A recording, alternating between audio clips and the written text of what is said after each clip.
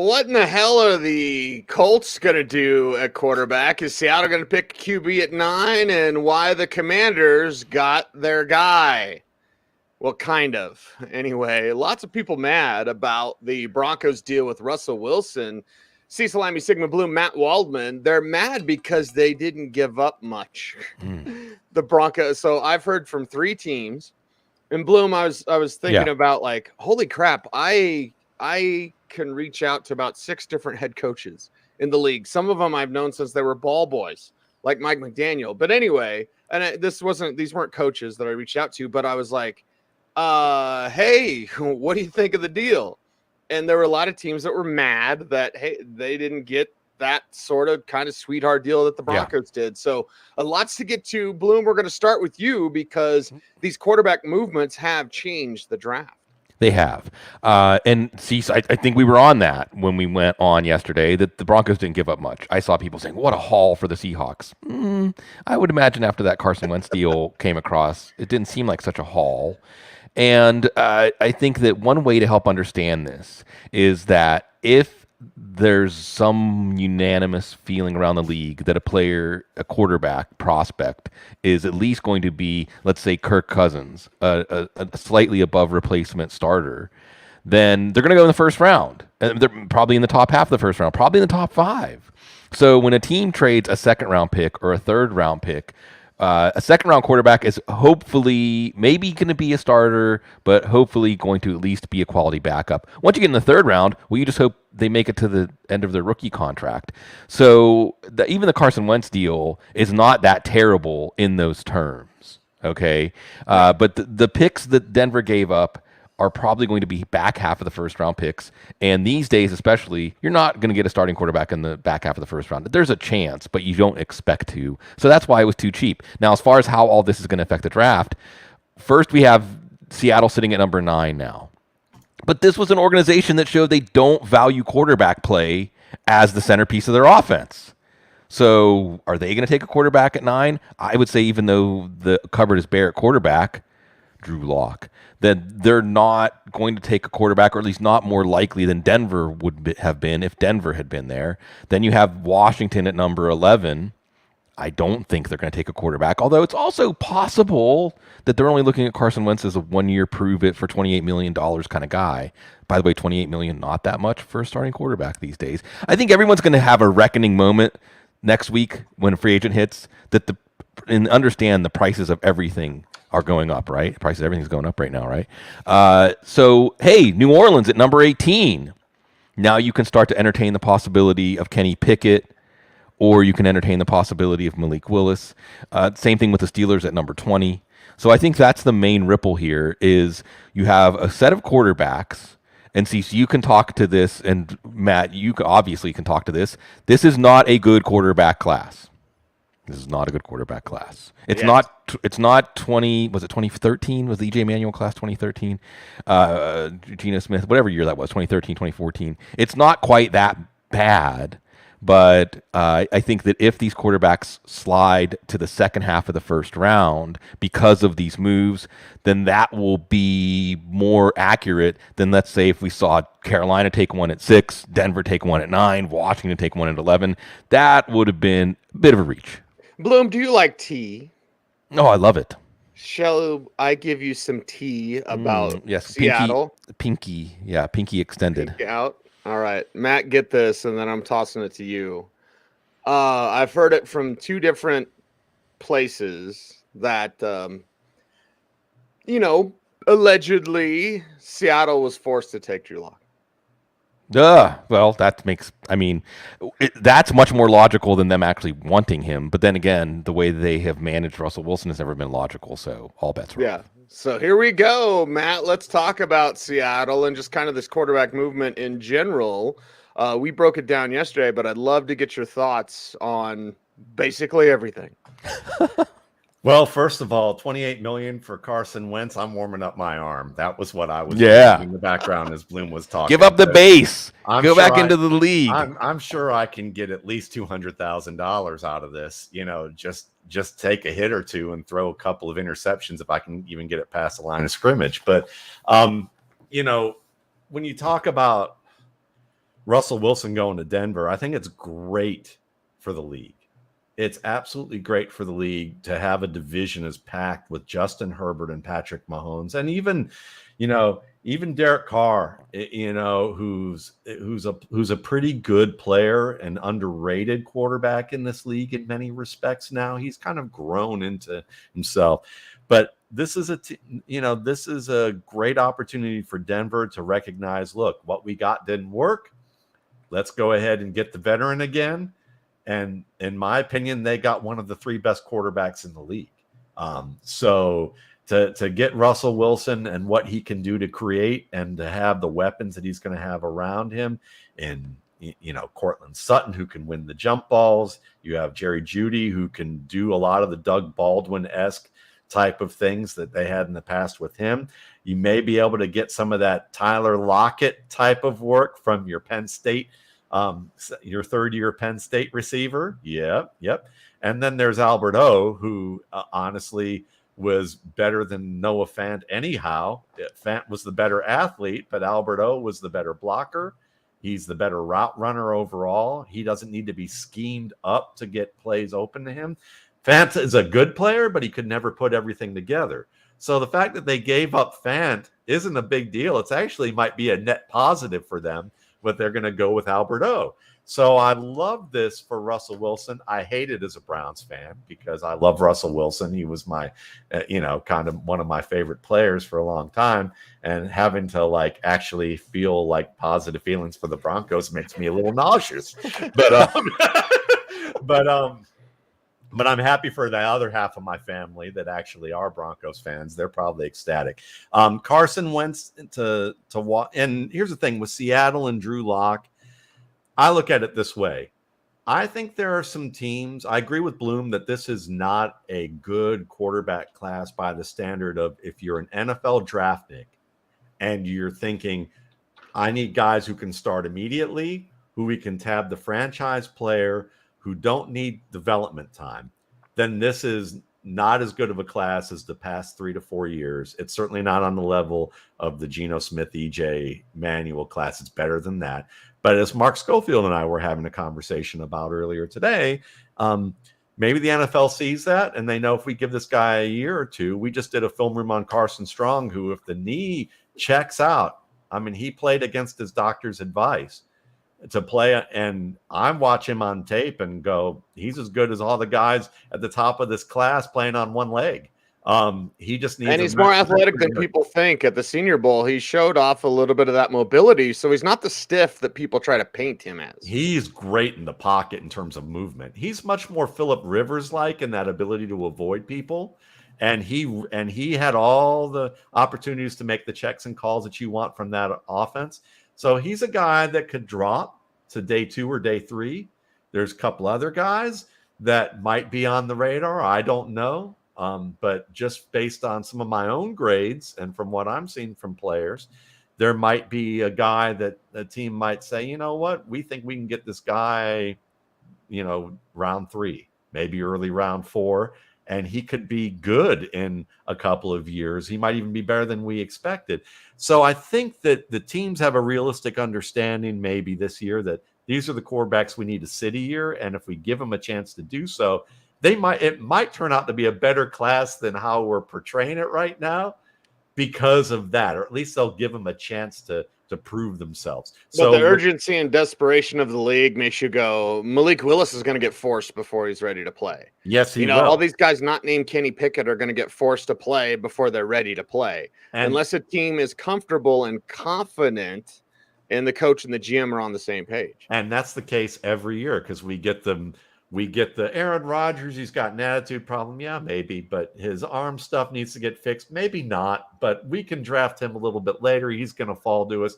That Lamar Jackson kid, he should play wide receiver. He never played in an NFL offense. He's not very good in the pocket. Maybe he'll have to wait a bit and the Ravens scoop him up later. And we're looking at the end of that draft and going, that might be the best pick of the draft in the first round. There's always quarterbacks who fall due to that. There's that polarity of thinking. Some, like as you mentioned, Cecil, most of them, and then the teams at the very top that go, we know what talent is. This guy's talented. We'll let him wait a little bit and see what we know get. who you are, basically. Yeah. So who the hell are the Indianapolis Colts, Bloom? And why do it's probably nothing, but I still keep hearing Andrew Luck. Like it's probably nothing. Because anyone that saw Andrew Luck, he looked like he actually was the Civil War, what is it, the general or whatever. Like, you know, he's enjoying retirement. Yeah. But what are the Colts thinking? Who are they? What are they doing? Because one of the teams that was kind of nosing around the Russell Wilson thing, Indianapolis, right? They're upset. Tampa Bay's upset. We'll get to them a little bit later, but let's start with the Colts because they have a big gap now without Carson Wentz. Yeah, and I think that Chris Ballard deserves some praise. I mean, this is one of the situations where he trusted Frank Reich. So we're really going to drag him for trusting Frank Reich. Frank Reich, a really good piece by Zach Kiefer on the Athletic about, you know, based on what I'm hearing from people in the building, they decided to move on from Wentz before the collapse at Jacksonville, before the playoff hopes collapsed. And I was actually talking to my lovely wife, Kate, about this and things that you have told me, Cecil, about Carson Wentz and let's say his locker room presence. Yes. And it's not shocking to hear that they got Wentz in the building. Frank Reich said, we can make this work. And not that long into it, they said, maybe this isn't going to work. And I don't think it's terrible for Ballard to give up what he did to trust his coach, but then to turn around. According to the article, the opening offer by Washington was a 4th and a 6th. So you got to give Ballard credit for that poker hand. Man, yeah, because, I mean, they get 2/3, and they also get that bump up from 47 to 42. Now, last year, to move up from 48 to 43, the Raiders gave up a 4th-round pick. Well, they swapped 121 and 230, but whatever. They gave up a 4th-round pick, so it's really 2/3 and a 4th. And remember, if Carson Wentz doesn't get hurt, 70% of the snaps, that third becomes a second. So they really, in the long haul, okay, they gave up a first this year. They get maybe a second back, maybe a third back next year. That's not terrible for trusting your coach, who had worked with the quarterback and said, we can make it work. Ian Rappaport immediately says the Colts are going to be in on Garoppolo. Makes sense. Makes a lot of sense. I think that's the next domino. In potentially Kirk Cousins, and we're hearing different things. You hear the Will family wants to compete, and all these players, Donnell Hunter, Harrison Smith, Adam Thielen, all of these players, they want to maybe keep together, but then you also hear, no, maybe they're ready to move on. Maybe the fact that Aaron Rodgers is coming back to Green Bay changed that. If they're rational, it should have. So Kirk Cousins could be in there. So Cousins, Garoppolo, both make sense for Indianapolis. And I think this is a team that wants to compete. I don't think that you would look at them in the same vein you would look at, say, the Steelers, where I think the Steelers are more resigned to where they're at as far as the trajectory of their. By the way, Jerry Dulac, who's been covering the Steelers, I think almost as long as we've been alive, and we've been alive for a while, he said, no, the Steelers are not interested in Deshaun Watson. I think that, I don't know if I can put it completely to rest. So, you know, Deshaun Watson's still floating around out there. That doesn't seem like a Chris Ballard move. I know he's going to go in front of the grand jury, or at least witnesses are going to go in front of the grand jury, maybe some movement in his case. So I would say this. It sounds like the Colts decided to move on from Wentz before they had a plan. But with Denver out of the running, with Washington out of the running, Matt Ryan's another player we should mention here, although according to everybody I talked to with the Falcons, they say, well, because it's 40+ million dead money, they're going to ask for a first-round pick. They might get it. Matt Ryan in a dome, maybe it could work. So I don't think, though, at first I thought they must have a plan. But based on everything I've learned since then, I think they were just ready to move on from Wentz, no matter what came next. No, more Deshaun Watson talk when we get to Seattle, Matt. But let's stick with Indianapolis and what their plan could be. And again, when it doesn't work, like with Josh Rosen, like I actually admire teams that actually just scrap it and don't just, you know, keep it together for the kids. Like, no, scrap it. And the Colts did that. Now they've got some work to do. They do, but this is the type of team that the Garoppolo situation would make sense in the fact that the Colts and the Browns are most positioned to be the San Francisco of the AFC, which is that they have the strong offensive line, great running game. They have ready-made talent around at in terms of defense to be able to support a playoff run. They just need a quarterback, and they didn't have one last year. And so as a result of that, Jimmy Garoppolo might find himself in a situation where they can make the offense work around him. It's not an ideal situation, but it could be a one-year bridge. That could be that type of thing where they sign him on a one-year prove-it deal and give him that opportunity, and they could contend. Because this is a team that, if Derek Carr, speaking of, if he were in Indianapolis right now, they could be the 1 seed because he doesn't have to beat up on the AFC West in order to get there. So he could beat up on Jacksonville and Tennessee and Houston and wind up the 1 seed, even if they have the marquee matchups with other teams and not work out. So, a guy like Ryan, to me, Ryan is the most obvious guy. Like I would give up a first round pick for a guy like Matt Ryan for them. I've been wanting Cleveland to do it since basically this time last year, looking at the numbers, because I would bet that Matt Ryan, as much as he's beloved in Atlanta, and I know that he is, and he's a venerable statesman here in terms of what they look for in athletes. If someone said, "Hey man, if we give up the first to get you, will you renegotiate your contract so that we can fit you under our cap?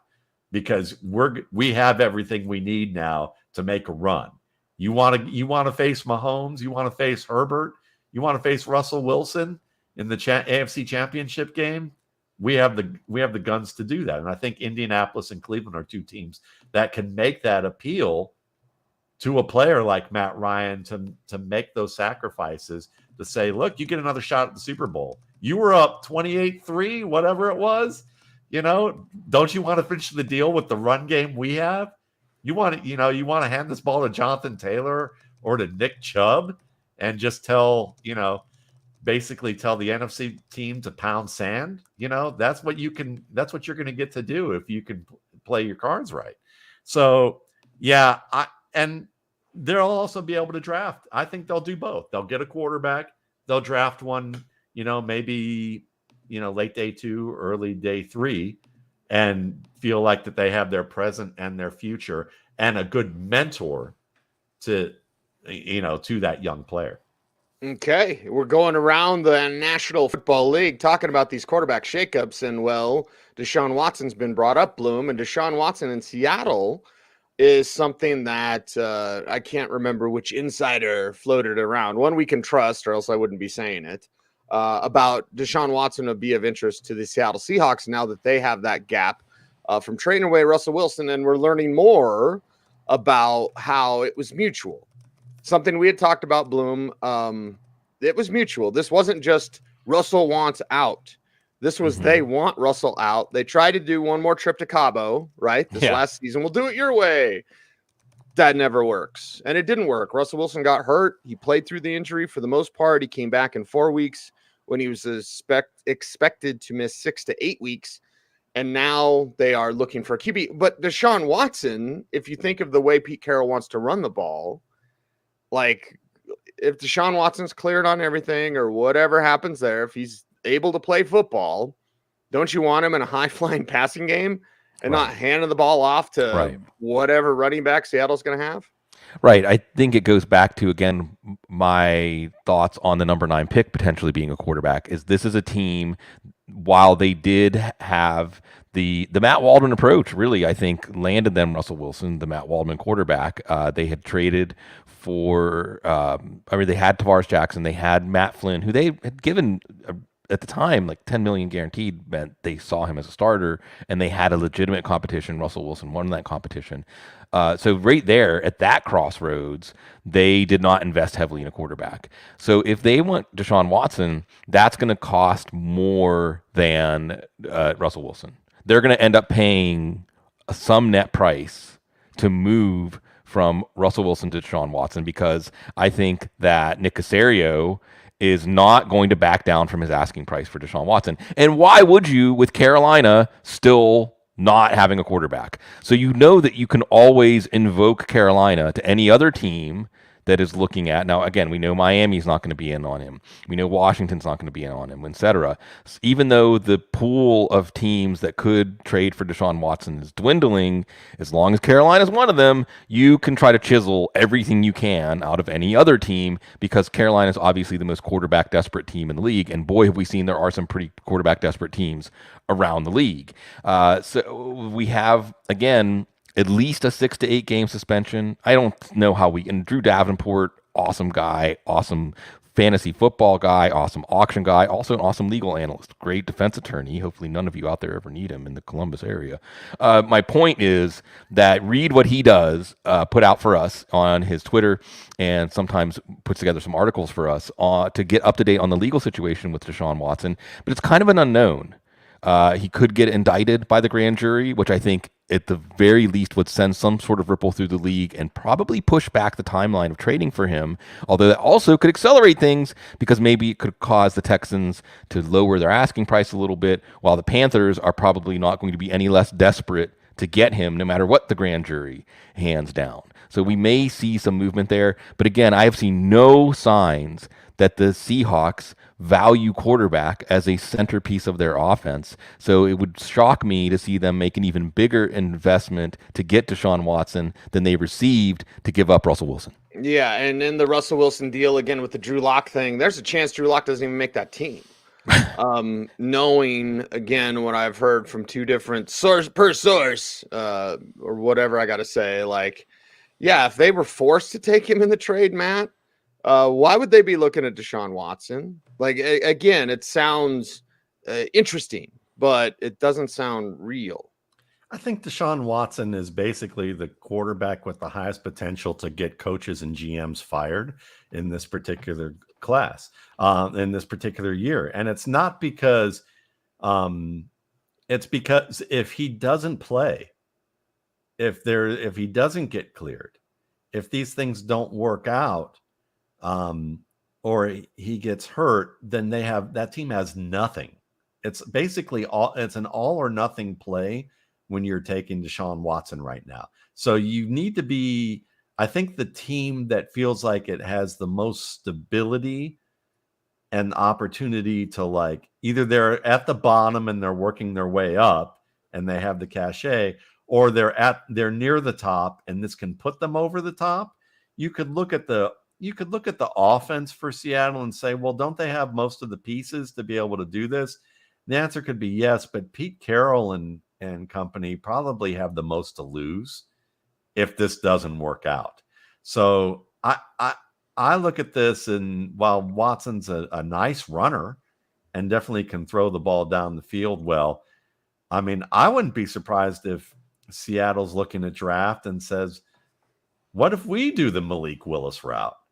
What if we just go all in and say, you know what, let's not try and throw it against all these teams. Let's just continue to be more of what we wanted to be that everybody complained about, and just be more of it. Instead of being Russell Wilson, who can give you positive yards when he runs, let's give you a guy who actually is a breakaway threat.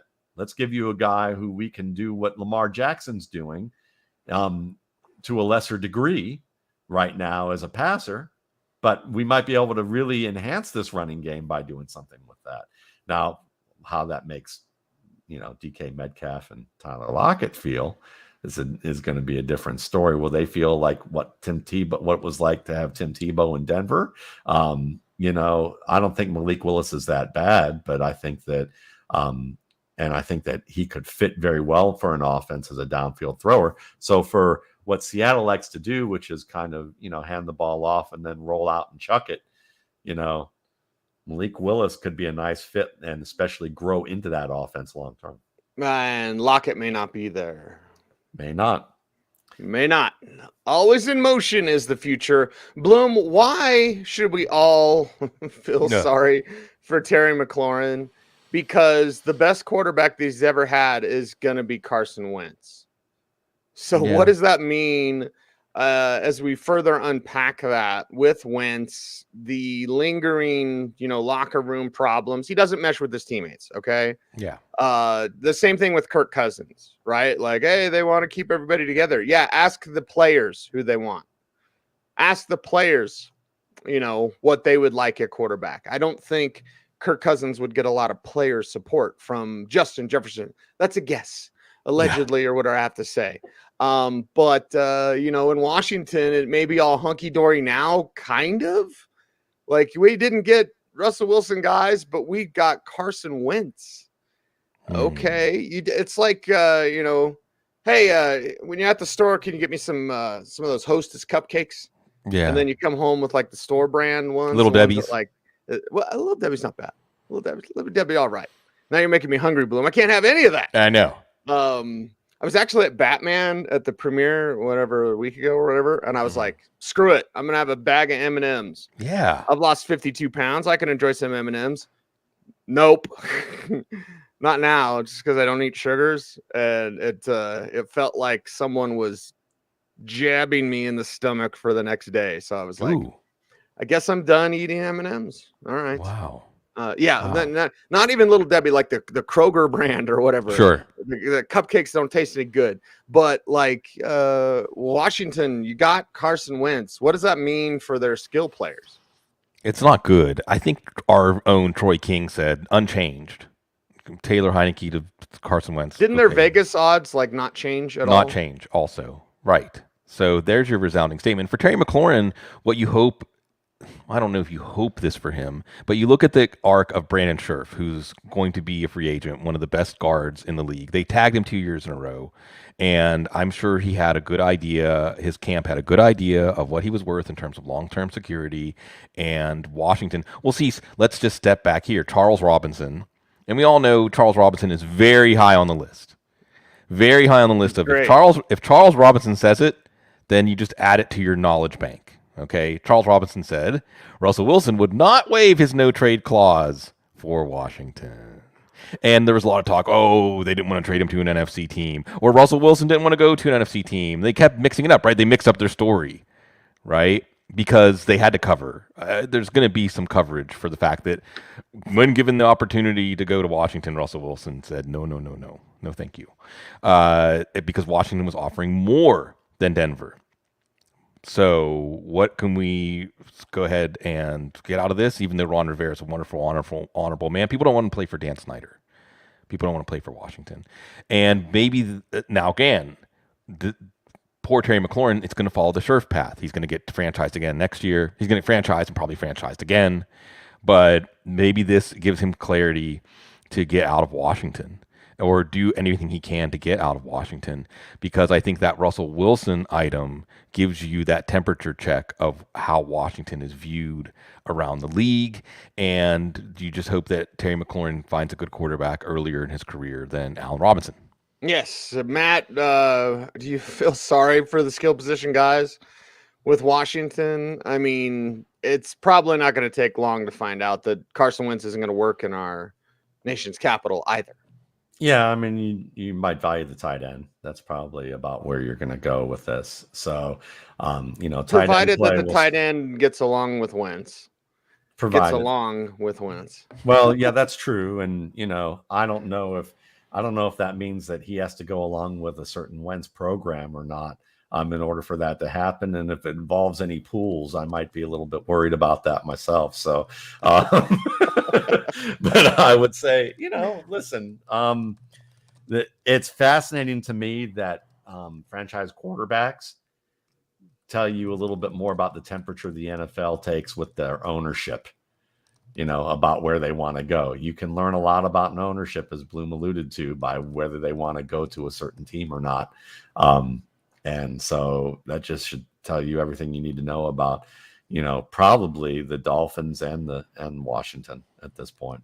There's there's very few Sam Kinison quotes I can use, Sigmund. But got me thinking about the pools and Carson Wentz. It was like when Kinison would talk about Jim Baker, and he'd be like, Jesus is up in heaven going, when did I say build a water slide? Like,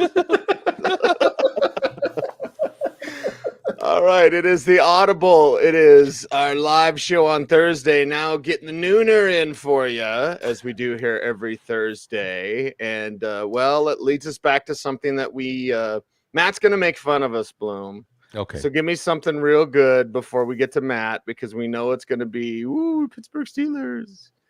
Reports. Who had the report today? Like, they're not interested in Deshaun Watson. Yeah, Right. they're not interested in any of these guys. They want Malik No. Willis at 20. He's not going to be there at 20. So what's the plan now? The plan is frustrating 7-10 kind of season where you can see that they have a defense that can do something, maybe make the playoffs, do something in the playoffs, but they don't have the offense. So it's not Dwayne Haskins, it's not Mason Rudolph. It's probably not Mitchell Trubisky. There's a lot of Mitchell Trubisky buzz. And I wonder if all the league is just sticking it to the Giants. So the Giants are going to have to pay Mitchell Trubisky with the deal that Marcus Mariota got, like $25 million for 2 years or something. Because every day you see a new story. Today it was Tom Pelissero putting him on his list of 7 players that are going to get paid more than you think. So Trubisky, even Mariota is an interesting possibility, but that's the kind of guys we're talking about here for the Steelers. I think they've accepted where they're at. We'll see about Malik Willis, because on one hand, you had all this talk out of the combine. Oh, Malik Willis wowed everybody. Oh, it was 2 offensive coordinators. He showed this great ability to remember terminology and things like that. We can get into the coding of a statement like that. But then, you go and read Bruce Feldman, also somebody that I generally think, again, athletic, if he says it, then he's hearing it from somebody that he has good reason to believe in. Not an agent. Not an agent. Thank you, Matt. And I Not think that's an important thing, Sigmund. I'll get back to you, please. Yeah. But that is the delineation that all of us need to make. And I have to deal with it locally, because we have insiders, and all they do is agents feed them information, and they run right with it. Here are my little minions. Go spread what I want you to spread. And that's what agents do. So when something is said by a Bruce Feldman, by a Charles Robinson, and they talk to everybody, right? Right. But they're not feeding you garbage from agents. Right. I think that people are starting to see through this a little bit more, especially with some of the bigger names. I'm not going to name names, but especially with some of the bigger names. And some of the bigger names, although we respect them and we certainly appreciate their willingness and ability to get information out there first, often, it's obvious sometimes when they're getting something straight from an agent. Maybe even the wording indicates that it is straight from an agent. Bruce Feldman, not one of those guys. So Bruce Feldman, in his post-combine up, has said, not impressed with these quarterbacks. Yeah. No, that he said, I think one person he talked to said they're second round guys. And this is like music to Matt Waldman in the ears. Matt Waldman's been saying this about classes better than this, and that bore out that Matt Waldman was right. Sorry, Matt, I'm not trying to talk about you like you're not here. But there's second round quarterbacks who maybe 1 or 2 will get into the first round. That's what we're looking at this year. So perhaps Malik Willis will be there. Perhaps Kenny Pickett will be there. And I, again, want to go back to this idea about Kenny Pickett in the hands. Can he play in Pittsburgh? And that's, again, something that shows you the absurdity. I do wonder, Cease, as a closing note on this before we pass it over to Waldman, how much of the confusion or frustration or anger of the discordant differences we hear in information when something does finally break and we know what the actual story is because of the agent effect. If there was some like Twitter filter, remove all agent originated information, then when things would happen, we'd say, yeah, well, that's what we expected to happen. Mm-hmm. Matt, the Steelers have no plan and no future and no hope. And you are full of smiles. Yeah, but I don't believe that for a second. So, I mean, come on now. I mean, Browns fans are dumb, but they're not stupid. So we know that we understand that Pittsburgh will be in it again fairly shortly. And I think part of that will be that this quarterback class, while there are a lot of people who love the Trubisky class, there are a lot of people who love the Trubisky class, but the players that they love turned out to be the ones that don't have jobs, and the ones that they didn't like so much are the ones everyone's coveting to get. So from that perspective, I think this draft class is kind of that way. There are a number of guys who actually read the field pretty darn well and do the important things that matter. So the NFL may be kind of overreacting in the opposite direction with this class to a certain extent. And the reason that they may not like the class as much is because they look for, the way the NFL looks at quarterbacks. It's that whole robo quarterback kind of thing. If they don't match up with all the physical prototypes, if they don't look good out there in the shorts and on the field, some of that can whisper down too. But I think, Pittsburgh may wind up with one of the better quarterbacks in this class, and they can give him a little bit of time and know this is going to be an adjustment year, and they'll be ready to reload. I think that there's a good chance of that happening. And just to mark a note on agents, I can promise you that there may be agents who follow my feed on Twitter, but I don't talk to them. And even if they reach out, because I can just tell you right now, if you're an agent and you're going to reach out to me, not that I'm all any important anyway, because I don't feed news, I just look at tape, but they see something on their player, some sort of film, and they're like, sharing all this stuff. I really don't care. And the same way with, like, if you're a workout guru, and say things how many like, of those have we burned through? And you run into some great ones like Travell, but how many have we burned through? Hell, Bloom, our first Shrine game, that one's Mr. Speed. I'm just trying to watch practice, man. They're good at getting the player ready for the draft, which is a game within itself. They're like SAT prep. That's basically what they're doing, but that doesn't predict whether your future is going to be great or not. And some of them can do helpful things long term.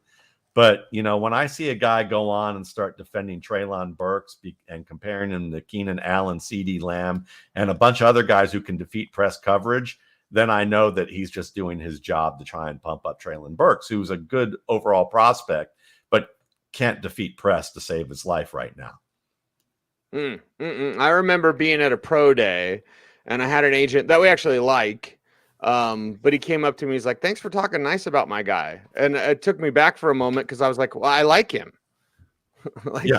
Just because I like you doesn't mean I'm gonna. And then I have, and I'll name who this agent is because I've named it already. But Mike McCartney, he does not like me, and I got it from our man Mike Shoddy because I said Zach Dysert couldn't play, and McCartney's he's Stokely's agent. He is Kirk Cousins' agent, right? And obviously he's a McCartney in Colorado, and I love his father, love his dad, love his family, right? And he doesn't like me because when Zach Dysert came out, I was like, that guy can't play.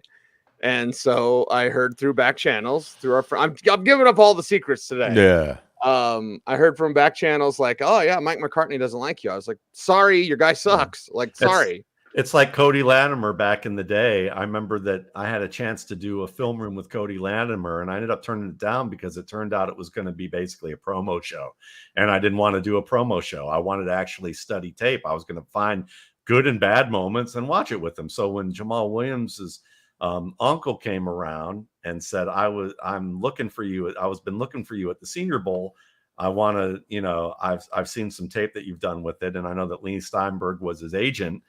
And he said, and I said, would you mind doing maybe we could do a show together? The only thing is that I want to watch film with Jamal and I want to pick the games. And I picked like the Michigan State game where it was not like no breakaway runs. It was like him getting stuffed on a regular basis, right? Because I said, I want to really watch. And Naver said we were fine with that. So I knew that, but more often than not, what you get is someone goes, yeah, we want to have you on talking about how great this guy is. And then let us talk about advertising about how hard he's training and all the vitamins he's taking and all the prayers he's making and, all the things like that. And I'm just like, nah, I'm not Tony Schiavone and this isn't the NWA or WWE or anything else. I'm not going to be that guy. Right. Bloom, if you want to talk to Cody, just go to the tattoo shop. He's a tattoo artist now. Oh, wow. That's a good business to be in. Yeah.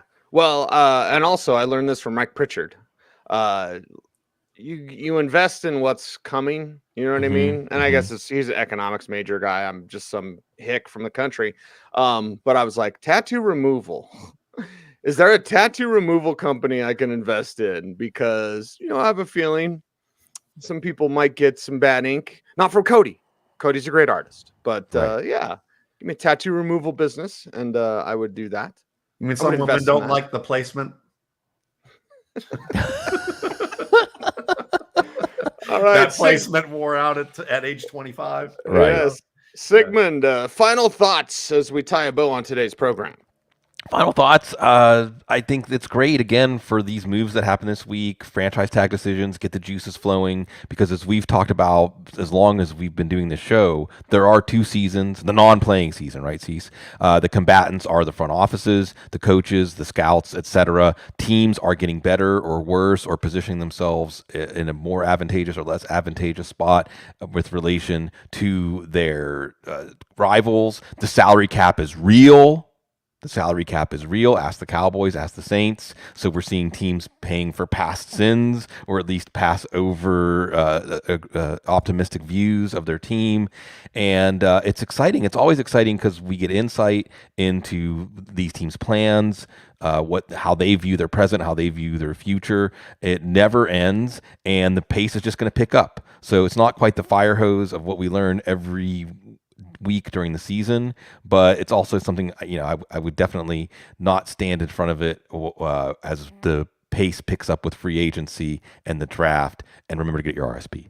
And a programming note, Bloom, we'll probably be on twice next week as well. Because, new league year starts the 16th, so we should be doing a show then. What is that, Wednesday? Mm-hmm. And, of course, be back at Thursday for the nooner here, noon Eastern time for the Audible Live. Matt, final thoughts and a special shout out for you today. Yeah. There's a football guy, former Football Guy subscriber, RSP subscriber, loves our podcast here at the Audible and the RSP cast, by the name of John Hodgins. He's a 75-year-old man who spent 24 years working in Modesto Hospital, and he was set to retire with his family. And a few years ago, unfortunately, he was a victim of a home invasion. And that basically ripped his life apart in a sense where, while the criminal who perpetrated these acts got 22 years in jail, John tried to, recover from the situation financially, because the house that they had planned for their retirement and, to rent and where they were at, the landlord basically was like, I'm out on this, after seeing the bullet holes and everything that happened with the home invasion. And when you're on a set income and you're 75 years old and you have some illnesses yourself that you're dealing with, it's hard to find work. But he tried to make the best that he could with it. But it's been a few years, and I think he finally got to the point where he's asking for help on a GoFundMe page to just stabilize his life. And I've seen the court records, I've seen the documents, it's legit.